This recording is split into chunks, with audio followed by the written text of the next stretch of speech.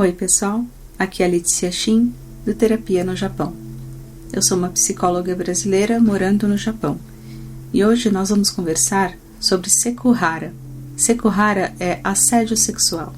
Nós vamos falar especificamente do assédio sexual no local de trabalho. Então, Seikuhara, no Japão, existe uma lei não específica para ele.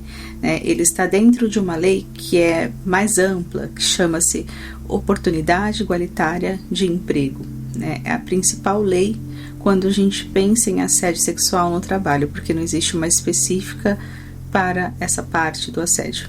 Então, no artigo 11 da lei, de igualdade e oportunidade de emprego para homens e mulheres, esse artigo 11 fala da obrigação dos empresários, dos donos das empresas, em tomarem medidas preventivas relacionadas ao assédio sexual no local de trabalho. No artigo 11, no inciso 2º, é dito que o empresário ele não pode demitir ou tratar de forma desfavorável, com retaliação inferior, o trabalhador que fez a denúncia, a trabalhadora. Por quê? Uma denúncia, uma consulta para saber mais a respeito do assunto, ou a testemunha também, que vai ajudar a cooperar com a resolução do caso. Uma pessoa que confirma o que o outro está dizendo também não pode ser prejudicado. Esta lei ela garante que a pessoa tenha voz para realmente contar o que está acontecendo. Eu vou deixar o link na descrição do vídeo do Ministério da Saúde, do Trabalho e Bem-Estar aqui do Japão. E no link está até escrito No Harassment, que traduz automaticamente para o português. Você vai ler em português e aí vai falar sobre isso. Eles definem um assédio sexual no trabalho como uma situação em que um trabalhador ou trabalhadora fica em uma posição desfavorável, uma posição inferior em termos de trabalho, devido à sua reação, às falas e condutas, o comportamento de natureza sexual de alguém, que a pessoa fez isso com ela ou com ele, contra a vontade. E aí a pessoa às vezes pode ser até prejudicada no trabalho porque não correspondeu àquilo. Então, o ambiente de trabalho prejudicado por conta dessas falas e condutas de natureza sexual é algo inadmissível aqui no Japão. Apesar de acontecer bastante, mas existe sim uma lei que protege, que vai punir os responsáveis. E aí eles trazem 2 tópicos importantes, como que a gente vai saber que é um assédio sexual, A primeira parte é sobre as falas com conteúdos sexuais, fazer perguntas sobre relações sexuais, como que você faz, o que você gosta, esse tipo de coisa, divulgar informações, fofocas, rumores, de conteúdo sexual, fazer brincadeiras, provocações sexuais, insistir em convites para jantares, almoço, enfim, tudo que é coisa assim para ficar perto, mas que você sente que tem uma segunda intenção. Não é uma questão de amizade, de coleguismo ali, o pessoal do trabalho. Falar sobre as experiências sexuais pessoais também, são condutas inapropriadas no trabalho. O segundo tópico diz respeito ao comportamento. Então, quando sai do campo da fantasia, das falas, quando a pessoa atua, quando ela parte para a ação. Esses comportamentos já ocorreram em algumas histórias de estupro, de forçar relações sexuais, manter contatos físicos desnecessários, o toque, enfim. Eu lembro que eu atendi uma vez uma pessoa que ela pediu demissão porque o chefe da linha sempre dava um jeito de passar a mão no corpo dela. Então, vai usar a máquina, vai fazer alguma coisa na fábrica, mas sempre dava um jeito de ficar tocando, E a pessoa tinha um cargo assim acima, então ela se sentia inibida e pediu demissão porque não tinha coragem de denunciar, Essas coisas acontecem frequentemente. Distribuir e postar imagens obscenas, forçar atos obscenos e tudo mais que envolve o comportamento, Isso faz parte do segundo tópico. E esses atos, eles podem ser praticados por qualquer pessoa, dentro do ambiente de trabalho. Não se trata como no Pawahara, que é sempre alguém superior a você que pode fazer isso.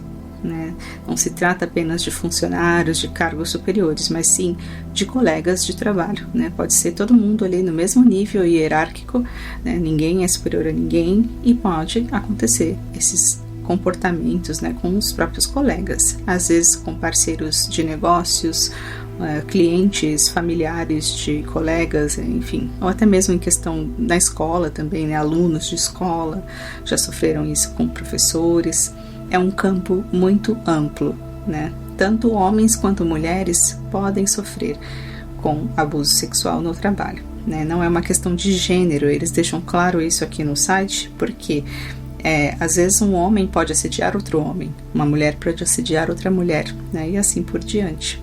Então, não importa a orientação sexual da pessoa também, a identidade de gênero da vítima, se sofrer com falas e condutas de natureza sexual, já é considerado o assédio sexual, já é considerado sekhara. Daí existe toda uma orientação no site, né, para que isso não ocorra em sua empresa e tal, sobre as normas, as regras, né, um sistema para denúncias, para queixas, coisas que você tem que ter, tipo uma ouvidoria, que precisa ser algo que todos tenham conhecimento que exista, né, caso ocorra, né, alguma coisa nesse sentido, né, tomar medidas necessárias para proteger a vítima. Tem uma orientação completa para os responsáveis, né, pelo local de trabalho, né, para tomar atitudes, tratar o assunto de uma maneira adequada, né, para preservar esse ambiente de trabalho, para ser um ambiente seguro, né, um lugar realmente que a pessoa queira trabalhar ali, não se sentir inibida, que não aconteça nada de violência ou assédio sexual. Mas não tem uma orientação para as vítimas. Isso eu achei que ficou um pouco a desejar, porque não tem essa parte. Contudo, nós sabemos que caso você tenha, né, esteja sofrendo com isso e você não consiga denunciar no trabalho, não exista esse lugar, que aí seria até contra a lei, porque tem que ter, você pode ir à polícia, você pode fazer uma denúncia, né, nos órgãos governamentais. O resumo da Lei de Oportunidade Igualitária de Emprego é o seguinte: a lei exige que os empregadores implementem medidas e normas, né, para prevenir e lidar com o assédio no local de trabalho. Essa lei protege os trabalhadores contra a demissão ou tratamento prejudicial, né, retaliação, porque denunciou, aí você se sente perseguido, né?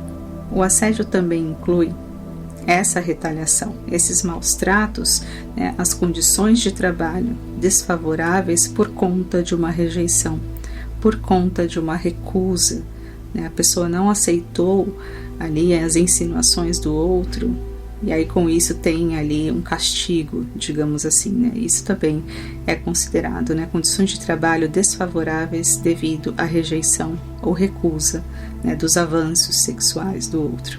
Então pode vir uma perseguição por conta de um fora que você deu na pessoa, um limite que você estabeleceu, né, e aí você passa a ser perseguido ou ser punido no local de trabalho, e isso vai contra esta lei.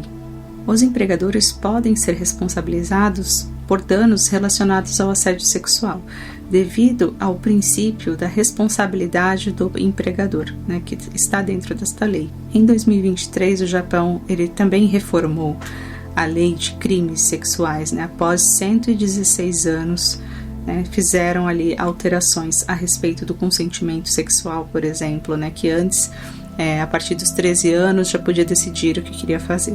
Agora é a partir dos 16 anos, né, alinhando o Japão com padrões internacionais. E o conceito de consentimento também faz parte da definição de estupro.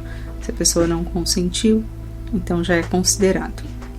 Existem novas leis também que criminalizam o voyeurismo fotográfico, é algo muito comum aqui no Japão, né, de ficar filmando ou fazendo fotos, né, de atos sexuais, partes íntimas do corpo, sem consentimento, né? Vocês já devem ter visto por aí aqueles vídeos que de repente a polícia está disfarçada no metrô, né? Aquele metrô lotado, e tem aqueles caras que fazem fotos, né, das meninas que estão com aquela roupa de estudante, sainha.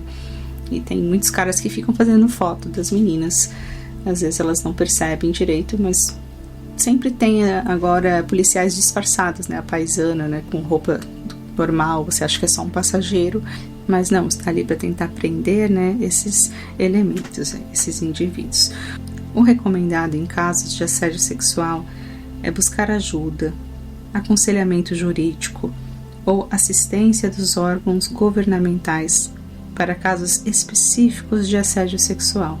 Eu vou deixar 2 links importantes. Um a respeito do assédio sexual, sobre tudo isso que a gente estava conversando, e o outro é com informações jurídicas para estrangeiros no Japão.